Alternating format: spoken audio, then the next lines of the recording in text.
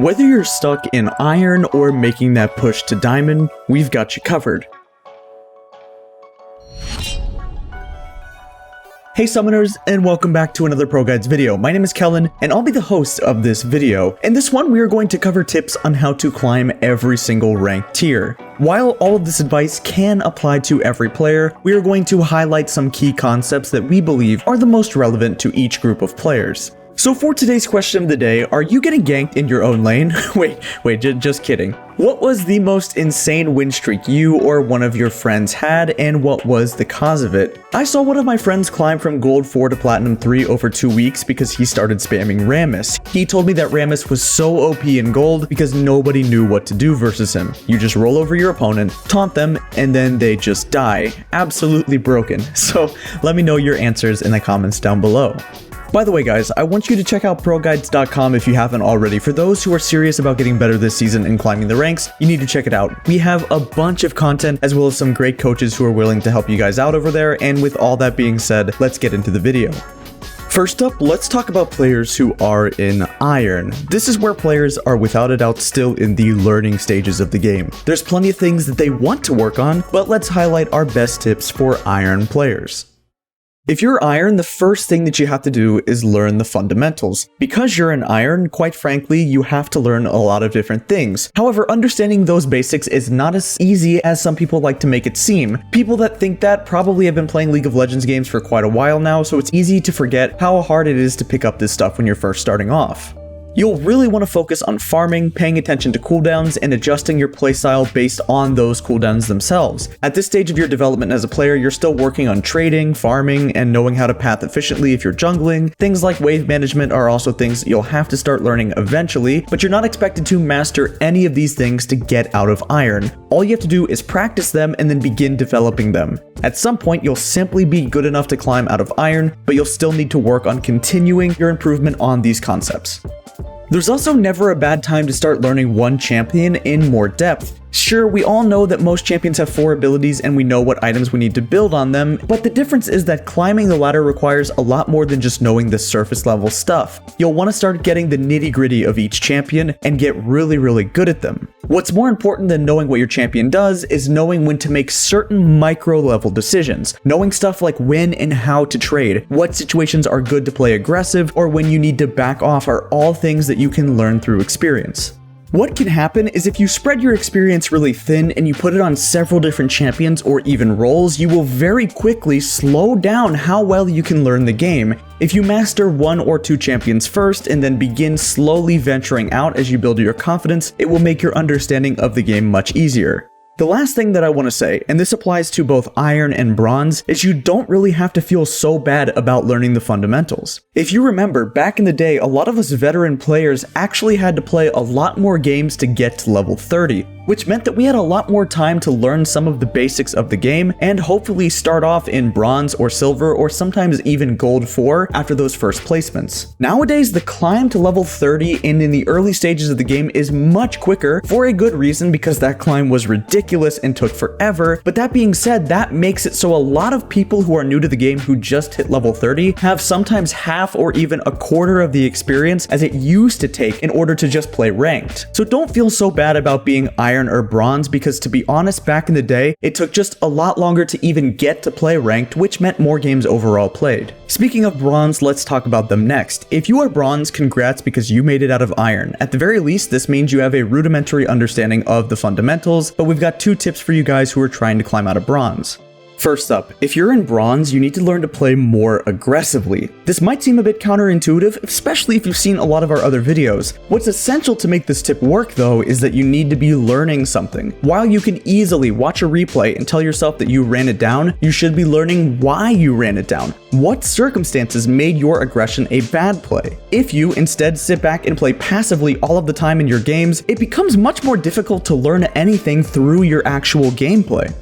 Let's be real guys, you're in bronze, so how much do your games really matter to you? Would you rather lose a game while you're in bronze or when you're in higher ELO like diamond or above? In my opinion, you should take those losses earlier on in your climb so you can learn some very valuable lessons. But once again, you have to learn from those mistakes. If you play super aggressive and you successfully get something out of it, ask yourself, why did that work out for me? Why did things do well for me and why was I able to do that? When things don't pan out, review what you did and determine whether or not you need to further optimize your play or if your decisions weren't even the right ones to begin with. By now, you should also be looking at your minimap a lot more. Unfortunately, the minimap isn't going to be as effective if you don't have any vision. While vision is a team effort that affects the entire flow of games in higher ELO, it plays a slightly different role in lower ELO. Deep vision isn't as utilized or as important, but having vision for yourself is paramount.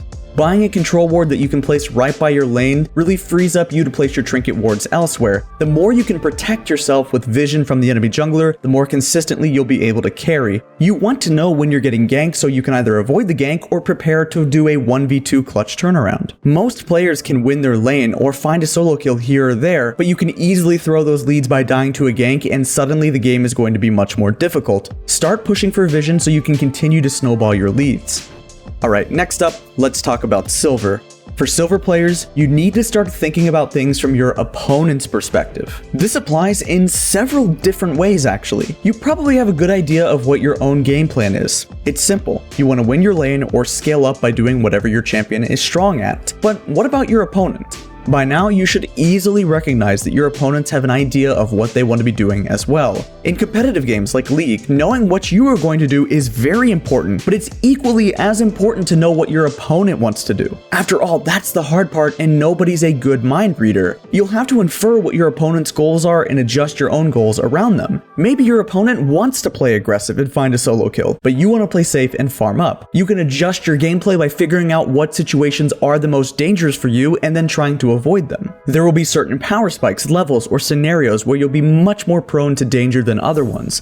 Accordingly, an option would be to play even safer during those volatile periods. Knowing that your opponent is going to go for a level 2 all-in as Lucian should really inform you to give up some farm and hit level 2 for yourself. The enemy Gangplank is going to try really hard to scale up, so maybe you should freeze your lane and call for a gank instead of aggressively trading with him and then pushing the wave in. At this point, you have to start thinking about this in every single one of your games.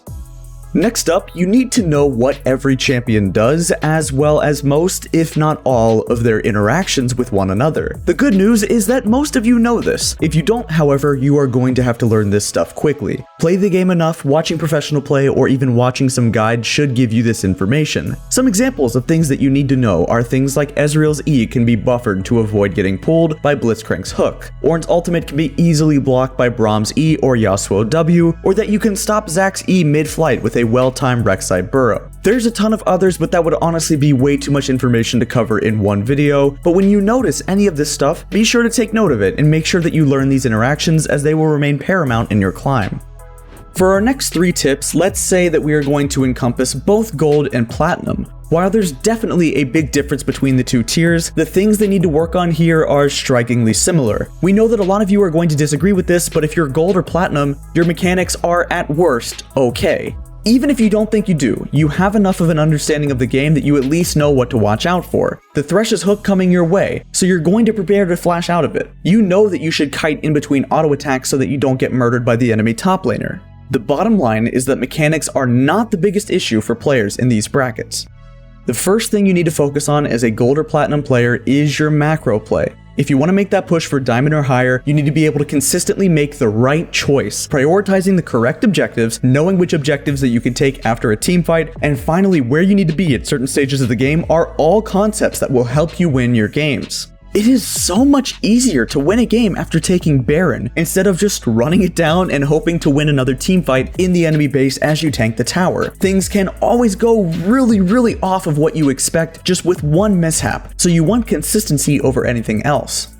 The next tip to climb through this ELO is something that we've all experienced, and it's even kind of a funny one. We see this all the time. How many times have you had this happen? Everything's fine, then suddenly your team takes a fight at a numbers disadvantage, you lose it, and then someone types, "We need to group. Well, maybe that person is you, and that's fine, but really ask yourself, is grouping actually the right call? Too many players simply think that grouping is the answer when one random team fight goes bad. However, grouping is not the solution to everything. If grouping won every game, the game would be really easy and also pretty boring. Don't make it a habit to always want to group after one bad fight. Instead, continue to assess what is the right move objectively. Maybe you need to continue split pushing, but do so more optimally. Grouping up might actually cause you to lose the game, especially if you're not winning 5v5 fights.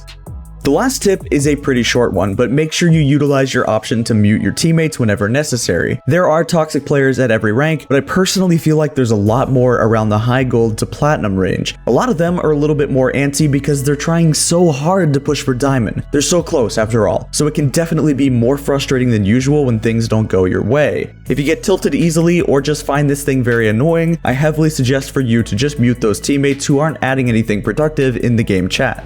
We're getting close to wrapping it all up, so let's proceed to talk about Diamond.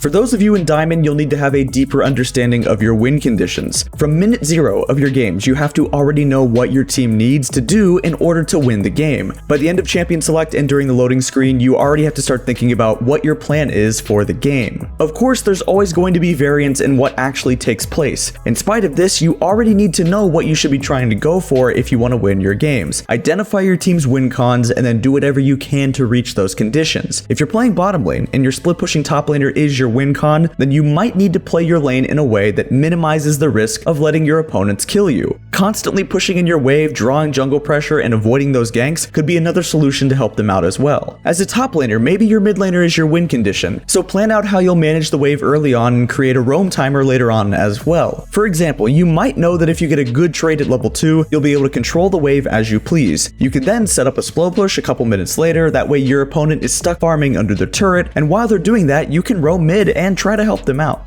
Next up is knowing when to trade or concede objectives. By Diamond, players usually know how important objectives are. What a lot of them aren't good at though is knowing when to give them up. Getting objectives is great, but you cannot always do that. Your opponents are going to be stronger than you sometimes, or you might have lost a teammate right before a dragon spawns. Don't risk it all trying to salvage an objective when it's not plausible. Stop the bleeding, forfeit the objective that your opponents are taking, or try to trade somewhere else.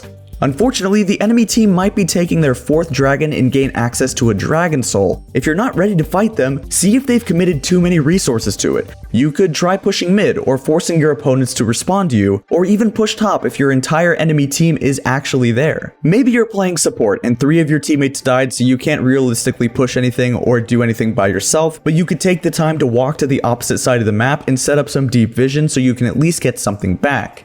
Our final tip is relevant to Diamond players, but as well those in Masters and higher. Once you've managed to break into high ELO, all you can really do is optimize your gameplay. Of course, even if you've managed to climb to the very top, you still gotta be working on your fundamentals. That's something that we always need to be working on. However, the only thing really left to do is just optimize your gameplay through and through. Watching professionals play, looking for new trends, developing something new, or finding counters to the current meta are all things that become necessary to stay on top of the competition. Scouting out other regions as well as looking at the tops of various ladders to look for new OP picks. Accordingly, these trends will trickle down and eventually develop into what becomes the metagame, but imagine if you were able to figure out meta picks before they ever became meta and you were able to get some free LP. Anyway, that's going to conclude this video. Thank you guys very much for watching. Make sure that if you haven't already, check out ProGuides.com as well as subscribe to our YouTube channel to receive daily updates. We're always uploading brand new content just like this focused on improving your gameplay, so check it out. And also make sure to leave any feedback or comments down below. Until next time, good luck on the Rift Summoners, and we will see you all in the next video.